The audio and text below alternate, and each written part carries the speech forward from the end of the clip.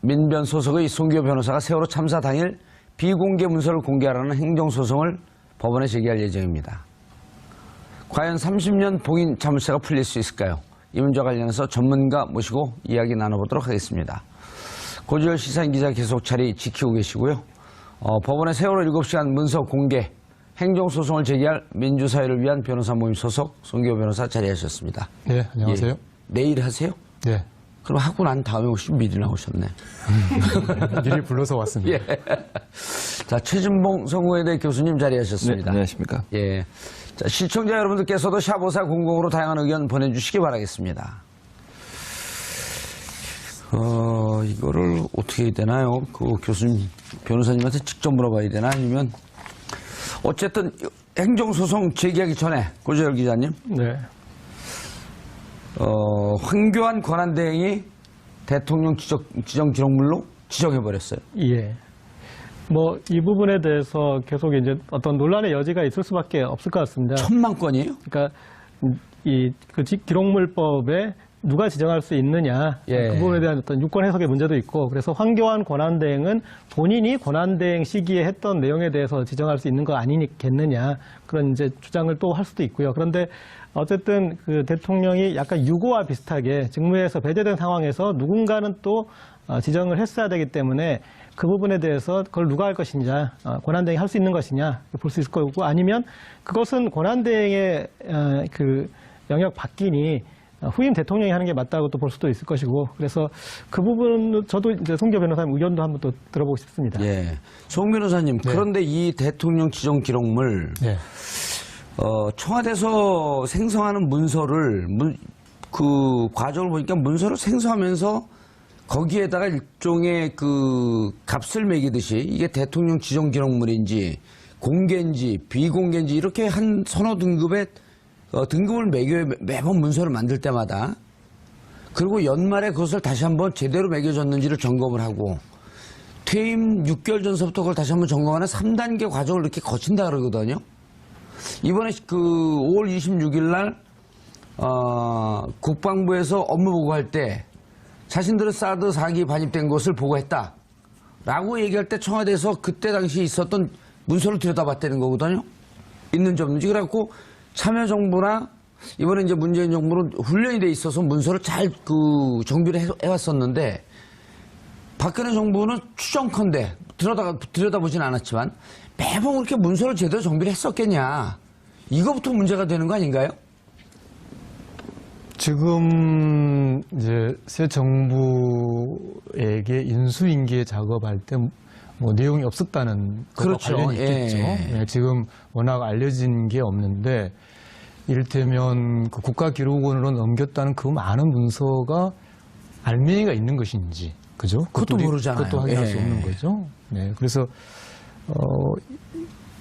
우선 이제 그래도 이 대통령 지정 기록물로 지정을 해서 이관했다고 하는 것이 예. 국가기록원의 확인이니까 일단 거기에서 출발하는 게 부득이하겠죠. 어떻게 됩니까? 그 청와대에 있었던 문서를 국가기록원으로 넘기면서 이후 정부가 그거를 열람하거나 볼 수 있도록 카피를 남겨두는 건가요? 어떻게 되는 건가요? 저 역시 청와대 그 내부 프로세스는 잘 모르겠습니다만, 이 대통령 기록물 관리법에는 안 남겨두도록 되어 있는 거죠. 네, 대통령 기록물은 일단 이관을 하되, 예. 다만 법은 원칙적으로 대통령 기록물은 공개를 원칙으로 하고 있습니다. 다만 지금 문제가 된 대통령 지정 기록물의 지정, 좀 말이 꼬입니다만, 예. 흔히 이제 봉인이라고 말하지 않습니까? 예. 그렇게 어떤 문서는 그런 지정 기록물로 지정해서 봉인을 하면, 그럴 때 이제 국가기록원에서 그것을 공개하기 어렵게 되는 것이 지금 이 사건의 출발입니다. 그러니까 이렇게 되는 거겠군요. 전체 대통령 기록물은 이후 정부가 전임 정부가 한 일을 알 수 있게끔 일정 정도 문서는 그 인수인계가 되어야 하고, 이 중에 국가 안위와 관한 문제, 공개해서는 안 되는 문제들, 이런 것은 일부를 비공개로 하는 이런 과정으로 되어 있는데, 지금 같은 경우는 인수인계도 된 것도 없이 전체가 다 국가 기록물로 이관된, 그렇게 봐야 되나요? 그 부분만 간단히 먼저 말씀드리면, 예. 네, 대통령 기록물이라는 넓은 개념이 하나 있고요. 예. 그 안에 이제 봉인이라고 하는 대통령 지정 기록물이 있는 거죠. 전체 대통령 기록물은 다 이관이 되고 예. 공개가 원칙인데 다만 이 지정된 부분도 당연히 이관은 되는데 공개하지 않는 이런 것이죠. 알겠습니다. 결국은 후임 대통령도 대통령 이 기록물 관리원에 가서 볼 수는 있는 거죠. 지정 기록물로 봉인되지 않은 대통령 기록물은 다 공개가 원칙입니다. 예, 공개가 원칙이고 다만 이제 거기서 지정 기록물로 된 것 이것은 봉인돼서 15년 내지 30년 동안 그렇죠. 지금 들여다볼 수 그것이 없는. 바로 쟁점인데 아하. 법에는 그러면은 뭐 아무 문서나 예. 지정 봉인할 수 있느냐 그건 아니고요. 법령에 의한 비밀로서 그것이 공개될 경우에 국가의 안전 보장에 중대한 위험을 초래할 우려가 있는 경우 예. 그런 어떤 특별한 요건이 성립해야만 봉인할 수 있거든요. 예. 이번 소송의 쟁점은 지금 이 공개 대상 문서가 이제 세월호 참사 당일 7시간 문서 목록입니다. 문서 자체도 아니고 어떠한 문서를 생산했는지 문서 제목과 문서를 만든 기관, 시간 그런 목록인데 그 목록조차도 지금 봉인을 했거든요. 그래서 이것이 어떻게 법에서 정한 국가안전보장의 우려를 그런 문서에 해당하느냐 그것이 아니라고 하는 것이 이번 소송의 쟁점입니다. 최 교수님, 예.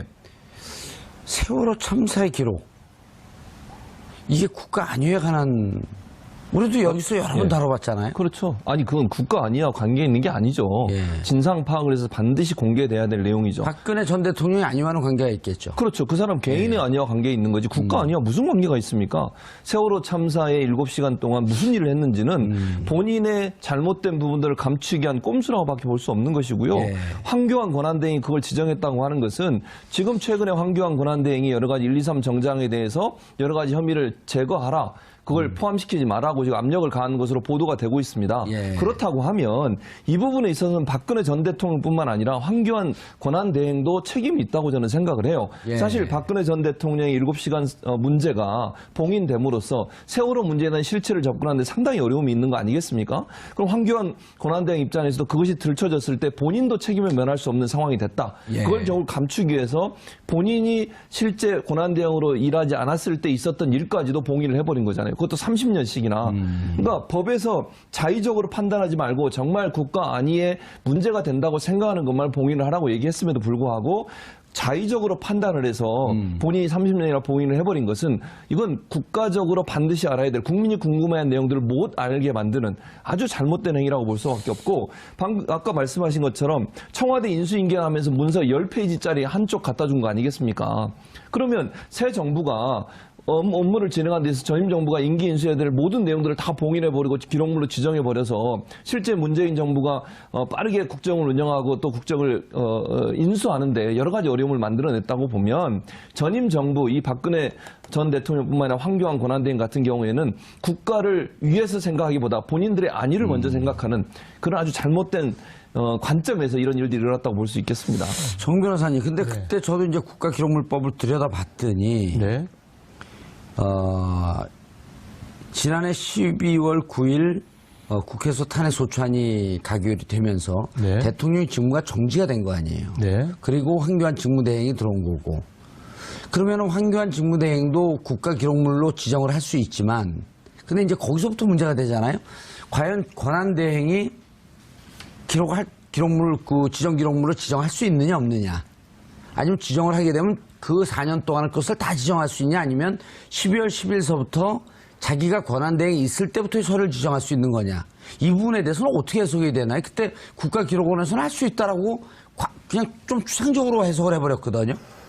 이제 국가기록원에서 이제 로펌 몇 곳의 의견을 이제 받은 것이 큰 예. 거죠. 물론 이 사건의 더 핵심적인 쟁점은 이제 과연 이 세월호 문서 목록이 그 법적 요건에 해당하는지가 더 큰 쟁점입니다만 지금 말씀하신 대로 환경 권한대행 권리가 어디까지 되는 거예요? 권한대행의 권한 범위라는 또 다른 쟁점을 본다면 물론 이게 지금 전혀 법원 판단을 받지 않은 일이기 때문에 여러 가지 의견이 가능하겠습니다만 제가 갖는 해석론은 이 법률 조항에 보면 대통령 권한대행의 직무수행과 관련한 문서가 대통령 기록물이거든요. 그러니까 예. 대통령의 직무수행과 대통령 권한대행의 직무수행이 법률에 의해서는 구분되어 있다고 보는 것이죠. 예. 그렇기 때문에 법률이 대통령 권한대행이라는 용어를 쓰면서도 불구하고 그렇게 직무수행을 분리했다는 이야기는 그러니까 대통령 권한대행이 그 자신의 직무수행과 관련된 부분만 봉인할 수 있다라고 해석하는 것이 예. 더 타당한 해석이다라고 그렇게 보는 거죠. 그럼 그 기간을 따지게 되면 12월 10일 이후의 문서만 그렇죠. 봉인할 네. 수 있다는 거 자신이 아니냐. 권한대행으로 있을 때. 직무수행한 것에 한해서 네. 그런데 왜 그 전 것까지 다 했죠? 이제 그게 이제 법원의 판단을 이제 구하려고 하는 거죠. 그리고 저는 이게 대통령 기록물법의 법의 취지가 사실은 기록이지 않습니까? 예. 그동안에 이제 전임 정부에서 어떤 중요한 어떤 기록을 충분히 남겨놓지 않는다라는 문제 의식에서 시작한 법인데. 그렇죠. 다 폐기해버리니까 그거 폐기하지 마라. 네. 그러고 좀 남겨놔라. 이런 취지였잖아요. 그런데 나도. 이제 어떤 그 법의 취지를 왜곡하고 이 통치 기록을 숨기는 이제 그런 그 적용돼 있는데 거기에 대해서도 이제 어떤 일부 개정이 저는 좀 필요할 것 같고 그다음에 또 연결해서 지금 문재인 정부가 출발해서 난항을 겪고 있는 것 중에 하나가 인수인계가 제대로 안 돼서이기 때문이지 않습니까? 그래서 이 기록물법의 연장선상에서 어떻게 보면 인수인계법의 성격을 지닌 최소한의 다음 정부를 위해서 이렇게 넘겨야 될 분명하게 명확하게 넘겨야 될 부분들도 기록으로 좀 정리될 부분이 필요가 있지 않나 싶습니다. 그리고 지난 노무현 정부 때 국가 안전에 관련 위기관리에 대해서 매뉴얼을 만들어놨다가 그 매뉴얼북들을 심지어 예, 청와대 지하 벙커에 이렇게 가지런히 꽂아놓기까지 하고 제가 눈으로 확인도 했습니다. 어쨌든 그랬던 것들을 위기관리 매뉴얼들이 또 거의 봉인되다시피 예, 그렇게 무시되다가 지금 보니까 당시 이제 그런 그 위기관리 그 매뉴얼을 만들었던 유희인 비서관이 지금 국민 안전처에 이렇게 아마 임명될 것 같은데 그렇게 해서 그런 것들도 좀 체계화되는 노력들이 다시 좀 법적으로 또 완결되었으면 하는 바람입니다. 네, 그 정봉주 앵커께서 제기하신 문제 짧게 말씀드리면 이제 그러면 이런 반론이 있을 수도 있지 않습니까? 그게 갑자기 직무 정지된 상태에 그 대통령 수행 기간 중에 있었던 문서는 그러면 만약에 권한대행이 어떻게 할 거냐? 아무런 행위를 할 수 없다면 그건 다 자유롭게 공개돼야 되는 거냐? 그것에 대해서도 이 법은 어떤 대비책이 있습니다. 이 법은 어떻게 되어 있냐면 대통령 기록물은 공개를 원칙으로 하되 다만 비공개는 정보공개법에 따라서 비공개할 수 있도록 되어 있어요. 그 정보공개법에 이미 국가안전보장을 이유로 하는 비공개 조항이 있습니다. 예. 그러니까 설령 황 대행이 박 전 대통령의 직무수행 기간 동안에 대해서 봉인을 하지 않았다고 해서 그러면 그게 다 통째로 공개가 되는 건 공개되느냐? 아니고. 그건 아니라는 거죠. 근데 이 문제를 세월호 7시간 문제 그 문건이 비공개가 됐는지 제일 처음에 이 문제 제기를 하면서 송 변호사가 찾아낸 거 아니에요? 제가 이제 이 뭐 한미 자유무역 협정이라든지 뭐 일본 수산물 방사능 검역이라든지 주로 이제 국제 통상 분야에서 정보 공개 청구 활동을 꾸준히 했지 않습니까? 그런데 이 세월호 7시간 문서에 대해서는 이제 결국은 영장 집행도 사실상 좌절되고 이제 그런 걸 보면서 정보 공개 소송을 해야겠다라고 판단을 한 거죠. 그런데 정보 공개 청구를 했더니만 의외로 그 부분까지 즉 봉인됐다라는 그러니까 옛 정부, 옛 청와대의 답변이 있었죠. 그게 이제 처음 확인된 문서였던 그 거죠. 부분까지라는 건 뭐죠? 목록까지도 다. 그렇죠. 그러니까 세월호 애초에는 그때만 하더라도 목록까지라고는 답이 없었고 그때 이제 세월호 문서 내용 관련 문서들 전체다. 그렇죠. 그래서 이제 이게 처음으로 지정됐다는 걸 확인할 수 있었고요. 근데 문제는 이게 지정이 되고 나서는 이제 아까 말씀드린 것처럼 국가기록원은 넘어가 버리지 않습니까? 청와대는 없단 말이죠. 그러니까 이제는 국가기록원에다가 정보 청구를 할 수밖에 없는 것이죠. 그래서 국가기록원에 아까 말씀드린 이것은 대통령 기록물 관리법상의 요건을 갖추지도 못했고 또 지정할 권한이 없는 자가 지정한 것이기 때문에 무효다. 네, 그렇기 때문에 국가기록원은 공개를 해야 된다라고 정보공개 청구를 했더니만 국가기록원은 이미 지정되어 있다. 그래서 다시 이의 신청을 했더니만 국가기록원에서는 이 무효인지 아닌지를 판단할 권한이 없다. 그래서 이의 신청까지 기각이 되는 상황이죠. 예. 그래서 결국은 이 문제는 그렇다면은 법에 나와 있는 제적위원 국회 제적의 3분의 2 이상의 동의로 이걸 풀 수 있느냐? 예. 지금 국회 상황에서는 어렵단 말이죠. 어렵죠. 네. 예. 그럼 이걸 막연히 그러면 다음 총선에 넘기는 게 과연 지금 이 세월호 진실 규명이나 또 국민의 기본권 보장의 측면에서 본다면은 그건 너무 뒤로 넘기는 거죠. 그렇게 본다면 지금 불가피하게 우리 법치주의 원칙을 법원을 통해서 확인하는 것 외에는 지금의 시점에서는 다른 방법이 없게 된 그런 상황인 겁니다. 어떻게 확인한다는 거죠? 결국 법원에 소송을 해서 이 어떠한 행정작용도 법률에 근거해야 되지 않습니까? 예. 법원은 행정작용이 법을 제대로 적용하고 집행했는지를 마지막으로 판단하는 것이니까 예. 아까 말씀하신 두 가지 쟁점에 대해서 법원이 판단을 하는 것, 그것을 구하기 위해서 소송하는 기록물이 거죠. 지정한 게 과연 적법한 과정을 거쳤냐? 네. 아. 다른 방법이 예. 지금으로서는 없게 돼버린 겁니다. 그래서 법원에 행정소송을 한 건가요? 이제 내일 하는 거죠. 내일. 네. 아. 자, 이게 그 상당히 시간이 오래 그 경과가 될 것 같지 않아요?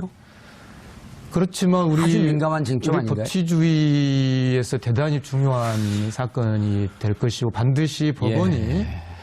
이 대통령 기록물 관리법에서의 공개 원칙 그리고 헌법이 규정하고 있는 국가기관의 국민의 인권 보장, 국민 생명권 보호 이런 기본 원칙에 충실한 그런 심리와 판단을 해줄 것을 기대하고 있습니다. 예. 이런 최 교수님 이런 문제가 있잖아요. 그때 이제 2월에 특검에서 청와대 압수수색 들어갔을 때 그랬었죠. 그때 특검 행동도 좀 석연치 않았어요. 예. 보통 우리가 아파트 이런 데서 압수수색 나오면 문 잠그고 있으면 그거 바로 따고 들어오거든요. 그렇죠. 아니면 열쇠 다른 전문가 데리고 가고 뜯고 들어가고. 그렇죠. 그게 왜냐면 현행범이란 말이에요. 네. 영장 집행을 방해하는 거니까. 근데 청와대 가서는 총 쏠까 봐 그랬나? 그냥 돌아왔죠. 열어주세요 하다가 안 되니까 행정법원에 소송을 냈어요. 그랬었죠. 그런데 거기서 기각이 돼서 결국 못 들어갔죠. 기각도 아니죠. 행정법원에서 판단할 문제가 아니다. 이렇게 그렇게 않았나요? 나왔죠. 예. 네. 그러니까 결국은 청와대 압수수색을 하려고 예. 청와대가 거부하고 두 번이나 거부를 했지 않습니까? 그렇죠. 그래서 결국은 행정소송을 냈는데 법원에서도 판단할 수 없다라고 얘기를 하면서 무산이 된 사건이에요. 그러니까 송 변호사님 열심히 지금 하고 계시는데 혹시나 법원에서 또 이 문제를 제대로 안 받아주거나 또는 여러 가지 이유를 대해서 안 된다고 하면 또 무산된 게 아닌가 하는 우려가 생기고요. 그러나 정권이 법원이 바뀌었는데도 그럴까요? 그러지 않기를 바랍니다. 근데 뭐 법원이 압력을 가할 수는 없으니까. 다만 그러면 이제 지난번에 2008년도에 MB가 취임한 직후에 노무현 전 대통령을 압박하기 위해서 노무현 전 대통령이 서버를 갖고 갔다고 압수수색 한 적이 있어요. 고등법원장 영장 받아가지고. 예. 그러니까 그 사례를 우리도 필요하면 써야 된다고 저는 생각해요. 뭐 논란은 될 수 있어요. 그게. 예를 들면 그 지정된 기록물을 공개하는 두 가지 방법이 있는데 3분의 2 이상의 국회의원의 동의를 얻거나 예. 또 하나의 방법은 고등법원장이 발부한 영장을 가지면 볼 수 있거든요. 근데 그게 문제가 뭐냐면 송 변호사님. 네. 고등법원장의 그 영장이 있으면 볼 수 있다라고 하는 것도 세월호 전체에 대한 자료를 다 공개할 수 있는 게 아니고 항목별로 다 적시하는 거 아닌가요? 아주 구체적으로? 그러니까 이제 그 조문은 이를테면 특정 형사 사건이라든지 예. 특정 사건의 그 특정 문서가 증거로 돼야 할 경우. 아하, 네. 그럴 땐 적시하지만 지금처럼 세월호 전체일 경우에는 이거 뭐 공개 여부를 법원이 결정할 수 있다 이런 얘기인가요? 아니요. 제 말씀은 그렇게 어떤 특정 문서가 예. 사건의 증거로 제출돼야 될 경우에 한해서 고등법원장의 영장이라는 것이 있는 것이지 그런 어떤 특정 재판이 전제되어 있지도 않은데 고등법원이 영장을 발행하거나 법 조문에 그렇게 안 되어 그럼 있습니다. 고등법원이 영장을 볼 수 있는 영장을 발부할 수 없다는 얘기인가 이 건에 대해서는? 이를테면 어떤 사건이 발생을 했는데 지금 발생 안 했잖아요. 그러니까 이를테면 어떤 예. 사건이 발생했는데 그 사건의 증거로 그 문서가 제출돼야 된다. 그런 상황이 발생해야만 고등법원장의 영장이라는 것이 가능한 거죠. 예, 국회 3분의 2 열람권은 그냥 일반적으로 네. 열람할 수 있는 거고. 네. 그럼 결국 지금 현재로서는 만약 법원에서 이 행정소송을 받아들이지 않고 그 적법한 행위가 아니었다. 내일 지금 소송을 열심히 준비하고 있는데 예. 아니라고 만약에 안 봐야 된다고 너무 빨리 말씀하시는 것 같습니다. 왜냐하면 이게 지금 목록에 관한 거지 않습니까? 그리고 우리 지금 목록에만 걸었나요? 예, 우리 정보공개법은 목록 자체는 반드시 공개하도록 하고 있고 왜냐하면 심지어 목록을 작성할 의무까지 부여하고 있습니다. 목록을 작성하지 않으면 시민이 어떤 문서가 있는지 모르지 않습니까? 예. 다만 예외적으로 극히 예외적으로 목록 자체가 어떤 안전 보장을 침해할 우려가 있는 그건 사실상 성립하기 어려운 거죠. 예. 그렇기 때문에 우리가 아까 말씀드린 것처럼 이 사건이 우리 헌법에서의 기본권 보장의 기본 원칙과 관련되어 있기 때문에 법원이 국민의 기본권 보장을 위해서 성실히 심리할 것으로 그렇게 기대하고 있습니다. 자, 일단 내일 내는 거는 이거네요. 전체 문서가 지금 잘못 지정됐다. 는 아니죠. 가 아니고 네. 세월호 1106만 그것도 아니고요. 그 지정이 되어 있는데 그 중에서 세월호 문서가 어느 것이 지정이 되었냐라고 하는 목록이 있을 터인데 네. 목록조차도 대통령 네. 지정 기록물로 되어 있으니 예. 그 문서만 공개해라. 예, 그 목록에 대한 공개 소송입니다. 세월호 7시가 문서 목록. 야, 문서까지 하면 그 자, 물론 한꺼번에 다 얻을 수 있으면 좋겠죠. 예. 네. 그러나 이를테면 목록을 지정한 행위, 그게 가령 잘못됐다고 판단이 된다면요. 아주 의미는 출발이 되는 것이죠. 그 다음에 그렇죠. 그럼 목록을 일단 공개가 될 테니까. 그러면은 이게 과연 어떤 문서가 실제로 문서가 있었는지. 예. 왜냐하면 우리는 지금 봉인했다는 것만 알고 있지 그 내용도 모르고 이것이 껍데기인지 아닌지도 모르고 있는 것이죠. 저는 이렇게 청와대 압수수색을 할 때 그런 시뮬레이션을 한번 해봤습니다. 그러니까 아까 말씀하셨듯이 보통은 압수수색을 할 때 거기를 막으면 이 열쇠는 끊고 그다음에 사람이 방해하면 그 사람에 대해서 문제 제기를 법적으로 걸지 않습니까? 그래서 만약에 특검이 압수수색을 하는데 그런 적극적인 한 행위를 만약에 했더라면 그래서 청와대 이 자물쇠를 끌는 상징적인 행위든 아니면 그것에 대해서 거부하는 담당자를 체포를 해오든 아니면 그 사람에 대해서 소송을 걸어보면 그러면 그 사람의 논리가 있지 않겠습니까? 경호실의 어떤 그 담당 책임자는 이거는 국가 아니야 그러면 어떤 부분이 아니었는지에 대해서 그가 증명을 해야 되는 부분이 있습니다. 그러니까 우리가 지금 압수수색하려고 하는 것은 국가 안보 관련 사실을 우리가 가져가려는 게 아니라 국정농단 관련 문건을 어디에 이렇게 가져가려고 하는데 그게 왜 국가 아니었느냐를 청와대가 증명해야 되는 상황이 되지 않습니까? 그래서 그런 그 상황을 만들었다라면 거기에 대한 어떤 이제 구체적인 유권 해석을 할 수 있는 사례가 만들어졌을 텐데 만들어지지 않아서 조금 아쉬웠는데. 동감합니다. 예. 지난번에 전진아 씨가 한번 나왔었는데 전진아 씨 아시죠? 네, 정보공개 소송 활동 열심히 하고 있는 분이죠. 그분 추정은 자기가 제보를 받은 것까지 근거해서 세월호 문서를 지정했는데 국가 대통령 기록물로 지정했는데 막상 공개해보면 안에 깡통밖에 없을 것이다. 빈 깡통일 것이다. 이런 우려를 해요. 네, 그럴 가능성까지 다 배제할 수는 없죠. 이랬다는 거죠. 그럼 이제 우리 시청자분들이 알기 쉽게 설명을 하면 마치 세월호에 무슨 중요한 문서가 있는 것처럼 지정 기록물로 해갖고 지정을 해서 비공개를 했는데 결국 이것도 페이크였었다.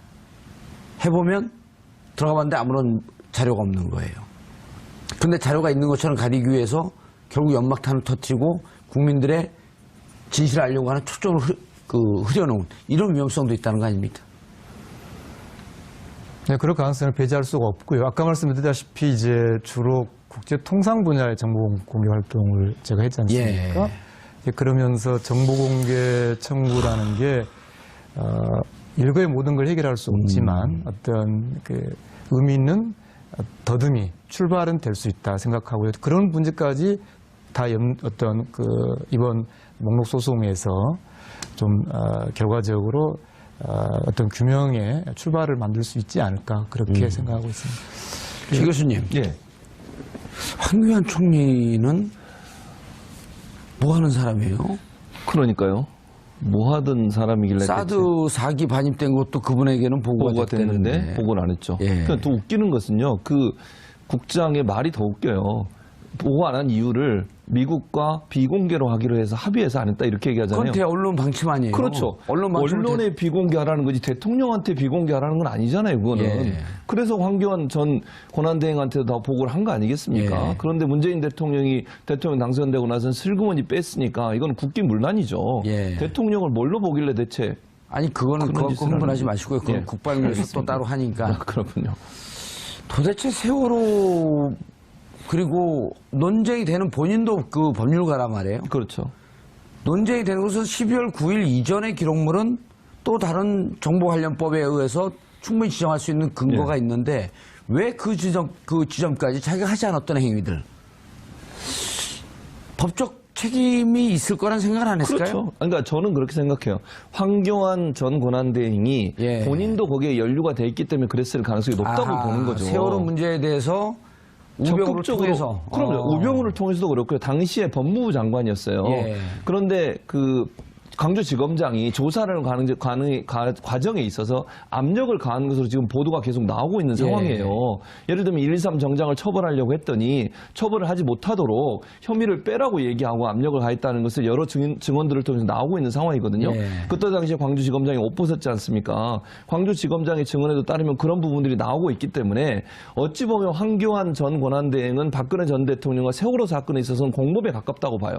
그런 부분을 본인이 들춰내는 것이 싫기 때문에 결국은 이 문제를 봉인으로 가지 않았나 하는 생각이 드는 거죠. 압수수색도 그때 당시의 기록을 보면 예.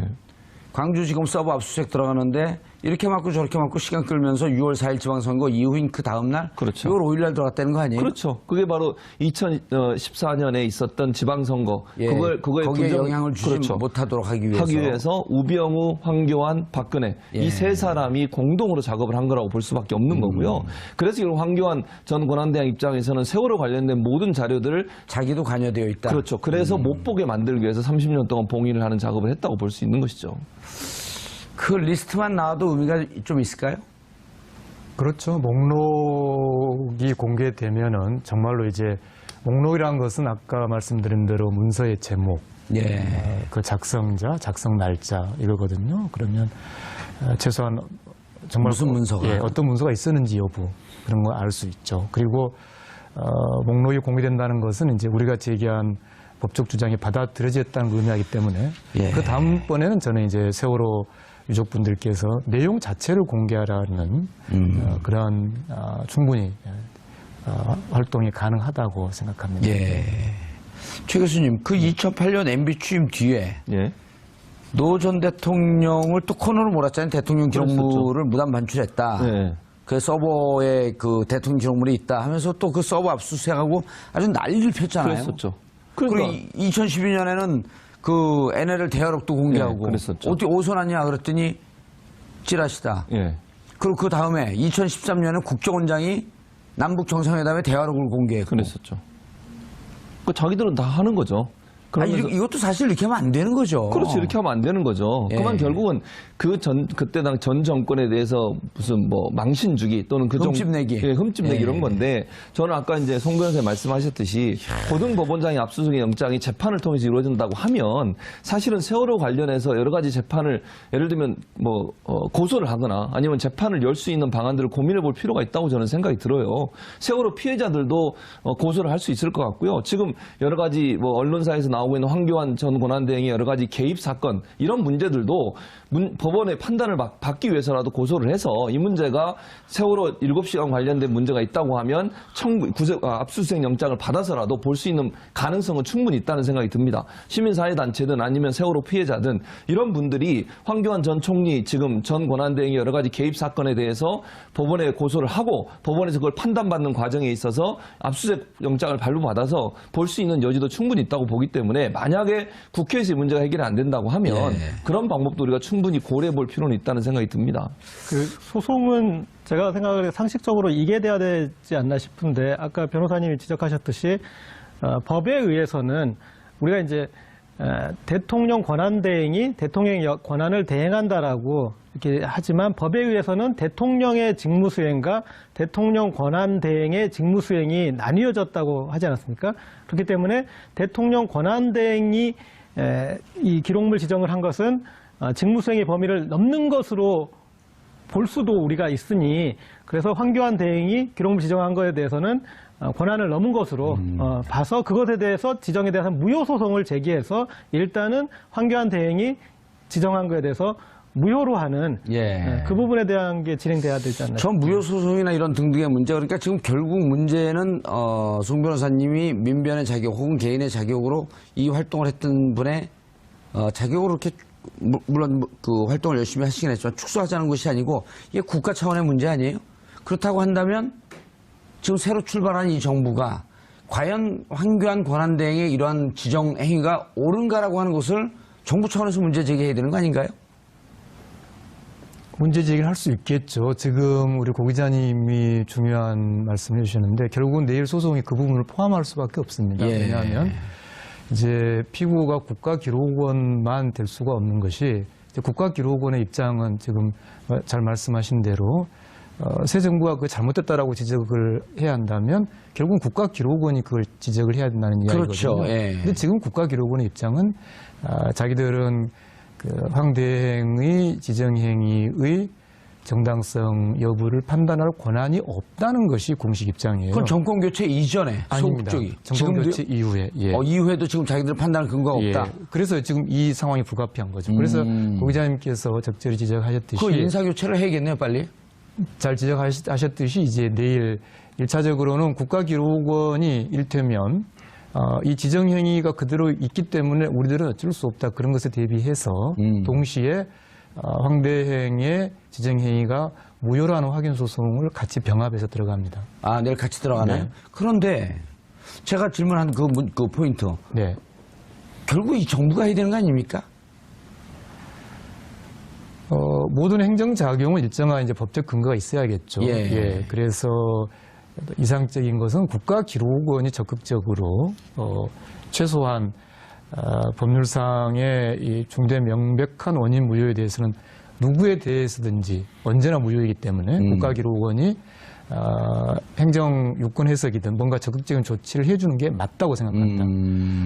이번 소송이 그것을 이렇게 어떤 촉진하는 그런 여러 길을 열어놓을 수 있는. 그런 의미도 좀 갖기를 바랍니다만 다만 이제 국가기록원에 대해서 직접 어떤 좀 더 광범위한 그런 어떤 의견 제시라든지 그런 활동이 좀 필요한 시점이라고 봅니다. 예, 양동작전일 것 같아요. 그러니까 일단 송길 변호사님 하는 소송을 통해서 지금 신임 정부에 이런 일을 해야 됩니다. 이런 일을 따져봐야 됩니다를 먼저 지금 보여주신 것이고 또 하나는 어쨌든 고등법원장이 압수수색 영장을 발부해서 이 공개하게 할 수 있으니 근데 그것은 이제 구체적인 재판의 증거 자료가 돼야 되는데 그 부분에 대해서는 세월호 특조위 2기 특조위가 구성된다면 2기 특조위에서 이제 그런 관련 재반에 대해서 문제 제기를 하는 과정에서 그 부분에 대해서 이제 어떤 소송 주체가 유가족이 될 수도 있고 국가가 될 수 있겠지만 소송을 가고 그리고 구체적인 어떤 세월호 관련 자료들을 공개하려는 노력을 또 그런 측면에서도 갈 수 있을 것 같습니다. 최 교수님, 예. 대통령 후보 시절에 세월호 7시간 기록이 보인댔다. 진실 30년 동안 가다 놓자는 것 아니냐. 황교안 권한대행이 봉인한 세월호 기록을 저 문재인이 국회 공개를 요구하겠다. 그래서 반드시 안전한 나라를 만들겠다. 자, 국회 요구하는 것은 어쨌든 3분의 2. 동의를 받아야죠. 3분의 2 이상의 동의가 있기 때문에 현실적으로 불가능하단 말이에요. 그렇죠. 그러면 이제 이것이 다시 원점으로 돌아가서 황교안 권한대행이 지정한 것이 법적 정당성이 있느냐. 예. 라고 하는 것을 후보 시절에 발언한 것에 근거한 문재인 대통령께서 현 정부가 이런 적극적 행위를 해야 되는 거로 보이거든요. 해야 되죠.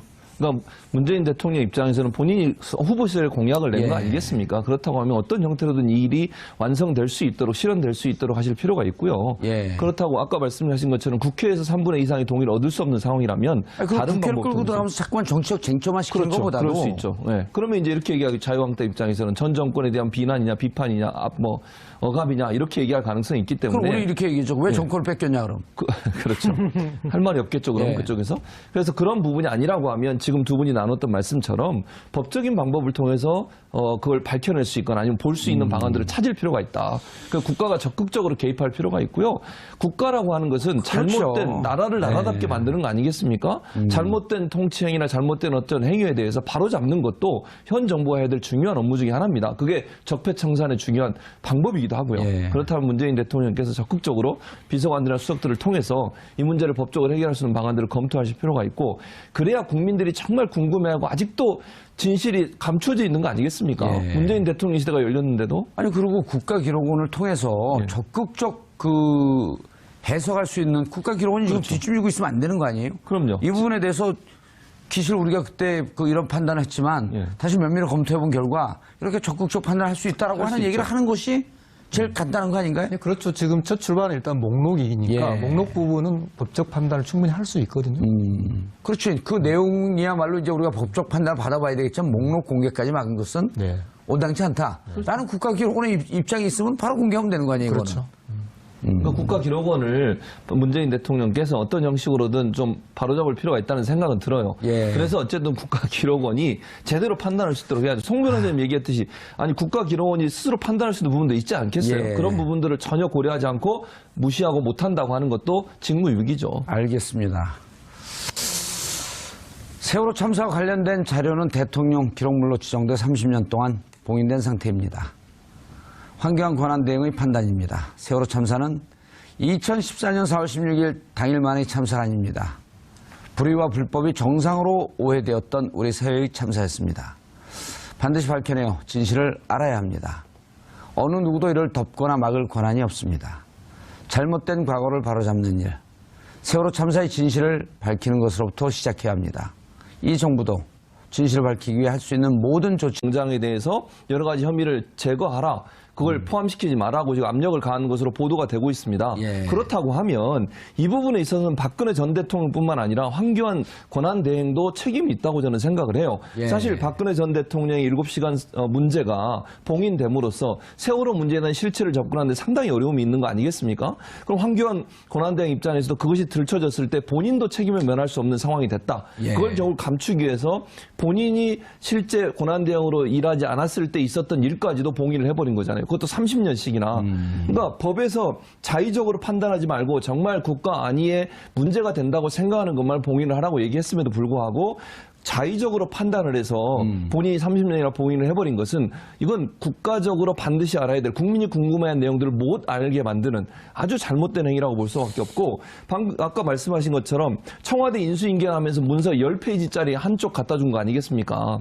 그러면 새 정부가 업무를 진행하는 데서 전임 정부가 임기 인수해야 될 모든 내용들을 다 봉인해버리고 기록물로 지정해버려서 실제 문재인 정부가 빠르게 국정을 운영하고 또 국정을 인수하는데 여러 가지 어려움을 만들어냈다고 보면 전임 정부 이 박근혜 전 대통령뿐만 아니라 황교안 권한대행 같은 경우에는 국가를 위해서 생각하기보다 본인들의 안위를 먼저 생각하는 그런 아주 잘못된 관점에서 이런 일들이 일어났다고 볼 수 있겠습니다.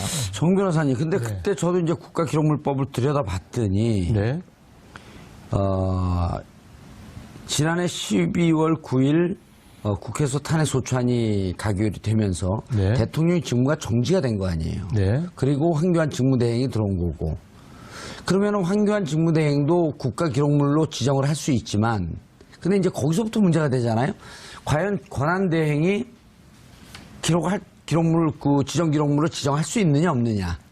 아니면 지정을 하게 되면 그 4년 동안의 것을 다 지정할 수 있냐, 아니면 12월 10일서부터 자기가 권한대행이 있을 때부터 서류를 지정할 수 있는 거냐. 이 부분에 대해서는 어떻게 해석이 되나요? 그때 국가기록원에서는 할 수 있다라고 그냥 좀 추상적으로 해석을 해버렸거든요. 이제 국가기록원에서 이제 로펌 몇 곳의 의견을 이제 받은 것이 큰 예. 거죠.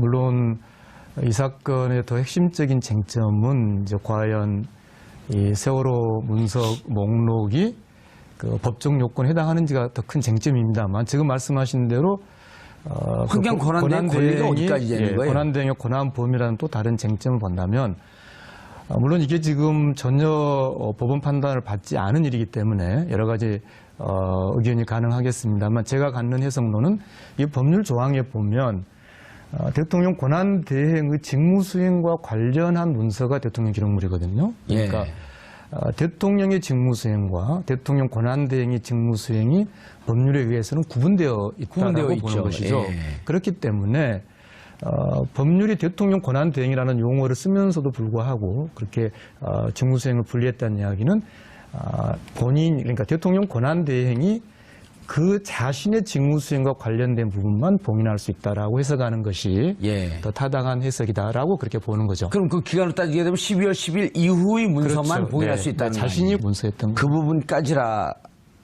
건 뭐죠? 목록까지도 다. 그렇죠. 그러니까 세월호 애초에는 그때만 하더라도 목록까지라고는 답이 없었고 예. 그때 이제 세월호 문서 내용 관련 문서들 전체 다. 예, 그렇죠. 그래서 이제 이게 처음으로 지정됐다는 걸 확인할 수 있었고요. 근데 문제는 이게 지정이 되고 나서는 이제 아까 말씀드린 것처럼 국가기록원은 넘어가 버리지 않습니까? 예. 청와대는 없단 말이죠. 그러니까 이제는 국가기록원에다가 정보 청구를 할 수밖에 없는 것이죠. 예. 그래서 국가기록원에 이제 아까 말씀드린 이것은 대통령 기록물 관리법상의 요건을 갖추지도 못했고 또 지정할 권한이 없는 자가 지정한 것이기 때문에 무효다. 무효다. 네, 그렇기 때문에 국가기록원은 공개를 해야 된다라고 정보공개 청구를 했더니 국가기록원은 이미 지정되어 있다. 그래서 다시 이의 신청을 했더니만 국가기록원에서는 무효인지 아닌지를 판단할 권한이 없다. 그래서 이의 신청까지 기각이 되는 상황이죠. 예. 그래서 결국은 이 문제는 그렇다면은 법에 나와 있는 제적위원 국회 제적의 3분의 2 이상의 동의로 이걸 풀 수 있느냐? 예. 지금 국회 상황에서는 어렵단 말이죠. 어렵죠. 네. 예. 그럼 이걸 막연히 그러면 다음 총선에 넘기는 게 과연 지금 이 세월호 진실 규명이나 또 국민의 기본권 보장의 측면에서 본다면은 그건 너무 뒤로 넘기는 거죠. 그렇게 본다면 지금 불가피하게 우리 법치주의 원칙을 법원을 통해서 확인하는 것 외에는 지금의 시점에서는 다른 방법이 없게 된 그런 상황인 겁니다. 어떻게 확인한다는 거죠? 결국 법원에 소송을 해서 이 어떠한 행정작용도 법률에 근거해야 되지 않습니까? 예. 법원은 행정작용이 법을 제대로 적용하고 집행했는지를 마지막으로 판단하는 것이니까 예. 아까 말씀하신 두 가지 쟁점에 대해서 법원이 판단을 하는 것 그것을 구하기 위해서 소송하는 기록물이 거죠. 지정한 게 과연 적법한 과정을 거쳤냐? 네. 아. 다른 방법이 예. 지금으로서는 없게 돼버린 겁니다. 그래서 법원에 행정소송을 한 건가요? 이제 내일 하는 거죠. 내일. 네. 자, 이게 상당히 시간이 오래 경과가 될 것 같지 않아요? 그렇지만 우리 아주 민감한 쟁점 우리 아닌가요? 법치주의에서 대단히 중요한 사건이 될 것이고 반드시 법원이 예. 이 대통령 기록물 관리법에서의 공개 원칙 그리고 헌법이 규정하고 있는 국가기관의 국민의 인권 보장, 국민 생명권 보호 이런 기본 원칙에 충실한 그런 심리와 판단을 해줄 것을 기대하고 있습니다. 예. 이런 최 교수님 이런 문제가 있잖아요. 그때 이제 2월에 특검에서 청와대 압수수색 들어갔을 때 그랬었죠. 그때 특검 행동도 좀 석연치 않았어요. 예. 보통 우리가 아파트 이런 데서 압수수색 나오면 문 잠그고 있으면 그거 바로 따고 들어오거든요. 그렇죠. 아니면 열쇠 다른 전문가들 거 뜯고 들어가고. 그렇죠. 그게 왜냐면 현행범이란 말이에요. 그 영장 집행을 방해하는 거니까. 근데 청와대 가서는 총 쏠까봐 그랬나? 그냥 돌아왔죠. 열어주세요 하다가 안 되니까. 국가기록원의 확인이니까 일단 거기에서 출발하는 게 부득이하겠죠. 어떻게 됩니까? 그 청와대에 있었던 문서를 국가기록원으로 넘기면서 이후 정부가 그거를 열람하거나 볼 수 있도록 카피를 남겨두는 건가요? 어떻게 되는 건가요? 저 역시 청와대 그 내부 프로세스는 잘 모르겠습니다만 이 대통령 기록물 관리법에는 안 남겨두도록 되어 있는 거죠. 네, 대통령 기록물은 일단 이관을 하되 예. 다만 법은 원칙적으로 대통령 기록물은 공개를 원칙으로 하고 있습니다. 다만 지금 문제가 된 대통령 지정 기록물의 지정 좀 말이 꼬입니다만 예. 흔히 이제 봉인이라고 말하지 않습니까? 예. 그렇게 어떤 문서는 그런 지정 기록물로 지정해서 봉인을 하면 그럴 때 이제 국가기록원에서 그것을 공개하기 어렵게 되는 것이 지금 이 사건의 출발입니다. 그러니까 이렇게 되는 거겠군요. 전체 대통령 기록물은 이후 정부가 전임 정부가 한 일을 알 수 있게끔 일정 정도 문서는 인수인계가 되어야 하고 이 중에 국가 안위와 관한 문제, 공개해서는 안 되는 문제들 이런 것은 일부를 비공개로 하는 이런 과정으로 되어 있는데 지금 같은 경우는 인수인계도 된 것도 없이 전체가 다 국가 기록물로 이관된 그렇게 봐야 되나요? 그 부분만 간단히 먼저 말씀드리면 예. 대통령 기록물이라는 넓은 개념이 하나 있고요. 예. 그 안에 이제 봉인이라고 하는 대통령 지정기록물이 있는 거죠. 이 전체 대통령 기록물은 다 이관이 되고 예. 공개가 원칙인데 다만 이 지정된 부분도 당연히 이관은 되는데 공개하지 않는 이런 것이죠. 알겠습니다. 결국은 후임 대통령도 대통령 이 기록물 관리원에 가서 볼 수는 있는 거죠. 지정 기록물로 봉인되지 않은 대통령 기록물은 다 공개가 원칙입니다. 예, 공개가 원칙이고 다만 이제 거기서 지정 기록물로 된 것 이것은 봉인돼서 15년 내지 30년 동안 그렇죠. 지금 들여다볼 수 그것이 없는. 바로 쟁점인데 아하. 법에는 그러면은 뭐 아무 문서나 예. 지정 봉인할 수 있느냐 그건 아니고요. 법령에 의한 비밀로서 그것이 공개될 경우에 국가의 안전 보장에 중대한 위험을 초래할 우려가 있는 경우 예. 그런 어떤 특별한 요건이 성립해야만 봉인할 수 있거든요. 예. 이번 소송의 쟁점은 지금 이 공개 대상 문서가 이제 세월호 참사 당일 7시간 문서 목록입니다. 문서 자체도 아니고 어떠한 문서를 생산했는지 문서 제목과 문서를 만든 기관, 시간 그런 목록인데 그 목록조차도 지금 봉인을 했거든요. 그래서 이것이 어떻게 법에서 정한 국가안전보장의 우려를 그런 문서에 해당하느냐 그것이 아니라고 하는 것이 이번 소송의 쟁점입니다. 최 교수님, 예. 세월호 참사의 기록 이게 국가 안위에 관한 우리도 여기서 여러 번 예. 다뤄봤잖아요. 그렇죠. 아니 그건 국가 아니야 관계 있는 게 아니죠. 예. 진상 파악을 해서 반드시 공개돼야 될 내용이죠. 박근혜 전 대통령이 안위와는 관계가 있겠죠. 그렇죠. 그 사람 개인의 안위와 관계 있는 거지 국가 안위와 무슨 관계가 있습니까? 세월호 참사에 7시간 동안 무슨 일을 했는지는 본인의 잘못된 부분들을 감추기 위한 꼼수라고밖에 볼 수 없는 것이고요. 예. 황교안 권한대행이 그걸 지정했다고 하는 것은 지금 최근에 황교안 권한대행이 여러 가지 1, 2, 3 민변 소속의 송기호 변호사가 세월호 참사 당일 비공개 문서를 공개하라는 행정소송을 법원에 제기할 예정입니다. 과연 30년 봉인 자물쇠가 풀릴 수 있을까요? 이 문제와 관련해서 전문가 모시고 이야기 나눠보도록 하겠습니다. 고지열 시사인 기자 계속 자리 지키고 계시고요. 법원의 세월호 7시간 문서 공개 행정소송을 제기할 민주사회를 위한 변호사 모임 소속 송기호 변호사 자리하셨습니다. 네, 안녕하세요. 예. 내일 하세요? 네, 그럼 하고 난 다음에 혹시 미리 나오셨네. 미리 불러서 왔습니다. 예. 자, 최진봉 성공회대 교수님 자리하셨습니다. 네, 안녕하십니까. 예. 자, 시청자 여러분들께서도 샵5400으로 다양한 의견 보내주시기 바라겠습니다.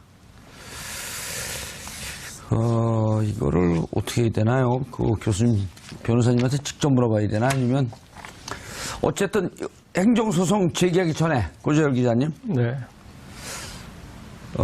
황교안 권한대행이 대통령 지정 기록물로 지정해버렸어요. 예.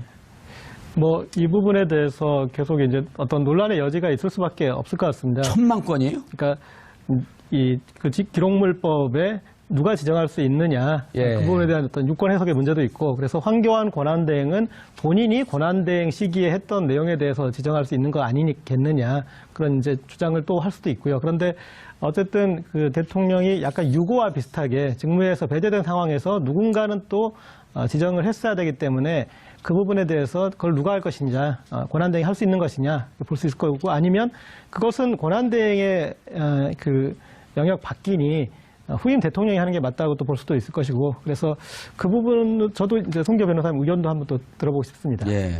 송 변호사님, 그런데 이 대통령 지정 기록물, 네. 청와대에서 생성하는 문서를, 그 과정을 보니까 문서를 생성하면서 거기에다가 일종의 그 값을 매기듯이 이게 대통령 지정 기록물인지 공개인지 비공개인지 이렇게 한 서너 등급의 등급을 매겨요. 매번 문서를 만들 때마다. 그리고 연말에 그것을 다시 한번 제대로 매겨졌는지를 점검을 하고 퇴임 6개월 전서부터 그걸 다시 한번 점검하는 3단계 과정을 이렇게 거친다 그러거든요.